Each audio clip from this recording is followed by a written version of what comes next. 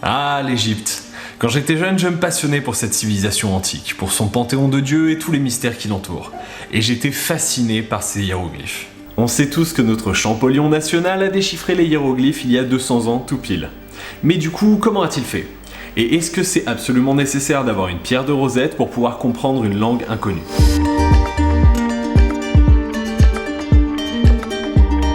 Les langues anciennes, c'est vieux. Non, pas vieux comme ton arrière-grand-papy, mais genre très très vieux. Les pyramides, c'était il y a 4500 ans. Et le dernier texte écrit en hiéroglyphe est un petit peu plus récent puisqu'il a seulement 1550 ans. Mais 1550 ans, ça en fait du temps. Et du coup, parfois, certaines langues tombent dans l'oubli. Enfin, on oublie du moins comment les lire et les parler. Alors, il faut aussi dire que certaines écritures non déchiffrées sont plus récentes. Le rongo-rongo, par exemple, est utilisé sur l'île de Pâques jusqu'en 1860. Et pourtant, aujourd'hui, personne n'a réussi à déchiffrer et à comprendre cette langue. Même pas les habitants de l'île. Peut-être qu'ils nous font une mauvaise blague. Si on cherche aujourd'hui à comprendre des langues anciennes, c'est parce qu'elles peuvent nous apporter beaucoup de connaissances sur la culture d'une civilisation, sur ses mœurs et ses croyances. C'est pour ça que de nombreux linguistes et chercheurs travaillent à dénicher des textes anciens afin de pouvoir les traduire. Mais du coup, comment ça marche tout ça ? La pierre de Rosette. En 1821, Jean-François Champollion parvient à traduire les premiers hiéroglyphes grâce à la pierre de Rosette. Cette pierre a été nommée ainsi puisqu'elle a été trouvée dans la ville de Rosette par un soldat de Napoléon en 1799. Sur cette stèle d'un peu plus d'1 mètre de haut pour 75 cm de large, on peut voir 3 textes gravés dans 3 écritures différentes. On a des hiéroglyphes égyptiens, de l'égyptien démotique et du grec ancien.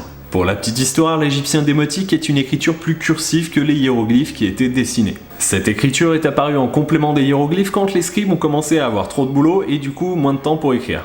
Elle a été ensuite progressivement remplacée par le copte. Il s'avère que les 3 textes gravés sur la pierre de Rosette sont en réalité un seul et même texte écrit dans 3 écritures différentes et traduit dans 2 langues, l'égyptien et le grec. C'est ce que les linguistes appellent un bilingue, puisqu'un seul et même texte est traduit en 2 langues différentes. Il existe aussi des trilingues, voire des quadrilingues, mais ils sont beaucoup plus rares. Mais le fait que ce soit un même texte traduit dans 2 langues différentes, ça à l'époque, ils ne le savaient pas. Ces bilingues sont des outils super puissants dans le déchiffrement d'une langue, puisque pour la pierre de Rosette par exemple, si on connaît le grec ancien, ça nous donne un bon point de départ pour comprendre l'égyptien. Mais c'est pas facile pour autant. De nombreux savants se sont attelés à la traduction des textes de la pierre de Rosette avant Champollion, et aucun n'est parvenu à proposer une traduction complète. Une des grosses problématiques qui se posaient aux chercheurs de l'époque était déjà de savoir si les hiéroglyphes étaient des idéogrammes ou des phonogrammes. Pour faire simple, un idéogramme est un signe qui permet de figurer directement un mot ou une idée. Ce hiéroglyphe par exemple signifie soleil et constitue donc un mot à lui tout seul. Alors qu'un phonogramme va représenter une syllabe ou un son qui à lui tout seul ne veut rien dire. Alors, les phonogrammes ne sont pas toujours des phonogrammes.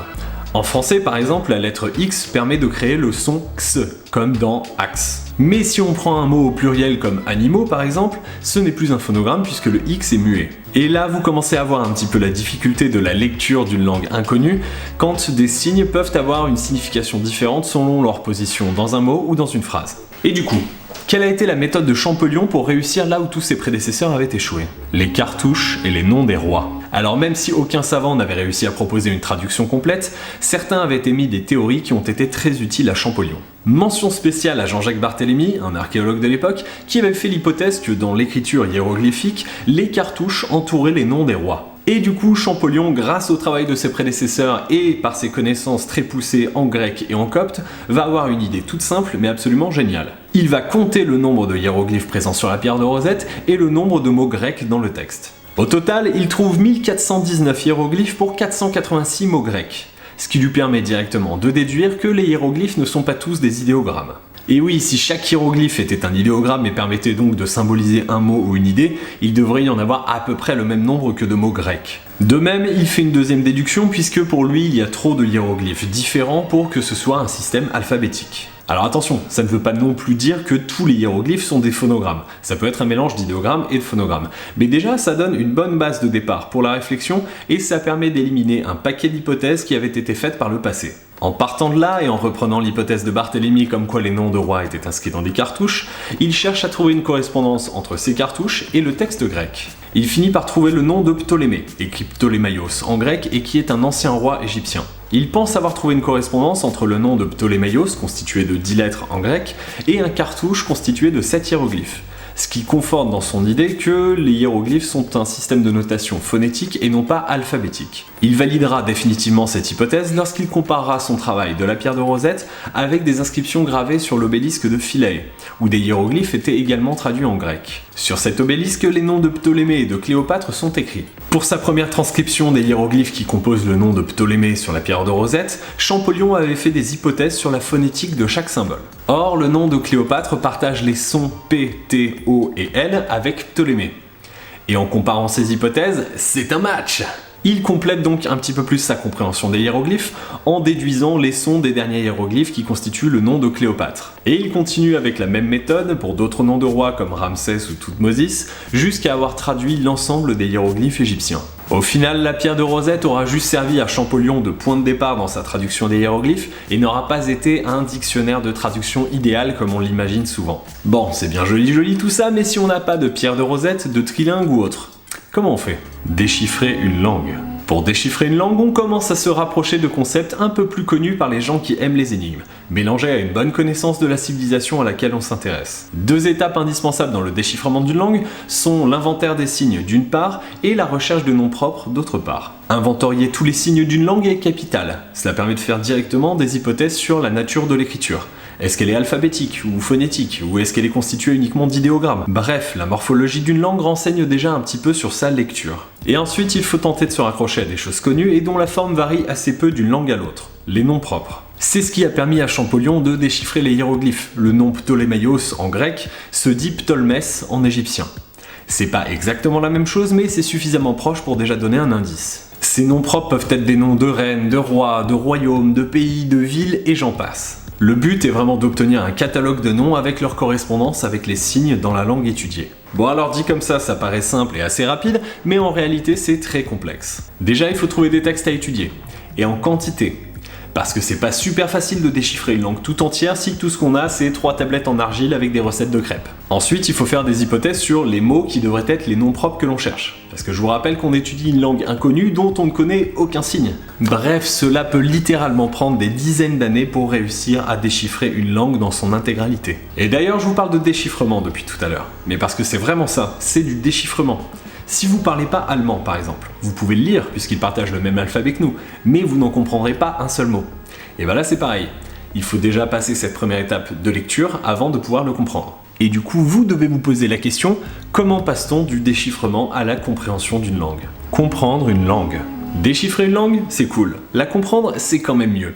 Et là où le déchiffrement demande de comprendre quelques milliers de signes au maximum comme pour l'égyptien ou le chinois, la compréhension de la langue va passer par l'identification de dizaines de milliers de mots différents. Pour rappel, la langue française comprend plus de 100 000 mots, et un français utilise entre 3 000 et 5 000 mots pour s'exprimer à l'oral ou à l'écrit. Ça vous donne déjà une idée de la difficulté de la chose, puisque nous-mêmes, nous ne connaissons pas parfaitement la langue avec laquelle on s'exprime quotidiennement. Pour des raisons dirimantes, je ne peux m'extraire des exhalaisons capiteuses de ce vin flavescent. J'ai soif, bordel. La compréhension d'une langue est donc beaucoup plus compliquée que son déchiffrement. D'autant plus qu'en France, on lit de gauche à droite et de haut en bas, mais c'est pas du tout le cas pour toutes les langues. Le rongo-rongo, par exemple, utilisé sur l'île de Pâques, se lit en boustrophédon inversé.